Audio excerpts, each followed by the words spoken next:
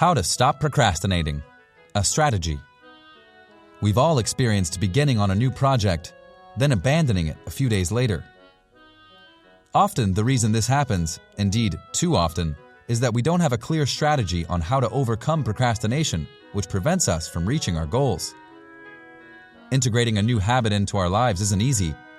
Most of us know what it would be right to do and know the right way to live, but only a small number of people implement the necessary actions to do what we believe is effectively correct. However, what is the main reason we struggle so much to complete our goals? The reason is that we think too big. Let me be clear, there's nothing wrong with setting big goals if these are the result of accurate analysis and a detailed action plan. But in most cases, thinking big is simply dictated by an irrational enthusiasm which leads us to follow very often difficult-to-reach dreams purely on the wings of an emotional rush.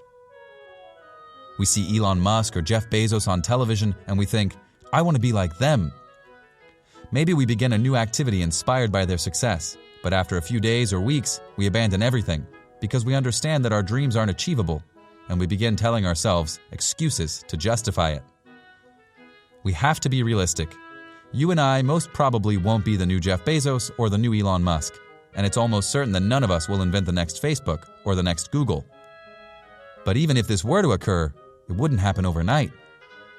When beginning a new activity, too many people place excessive importance on short-term results instead of focusing on the long term.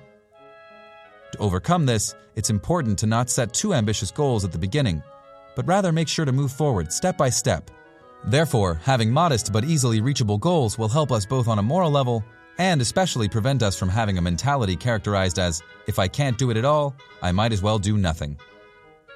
In his book, Atomic Habits, James Clear talks about changing your life by developing small habits. The first step? Remove all barriers that will give you excuses day after day to not complete the necessary actions to integrate a new habit in your life.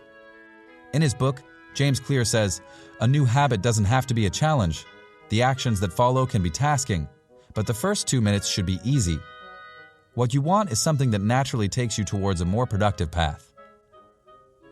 For example, if you want to begin running every day, begin doing it 3 times a week for a short journey, but consistently. Do you want to read 2 books a week for a year?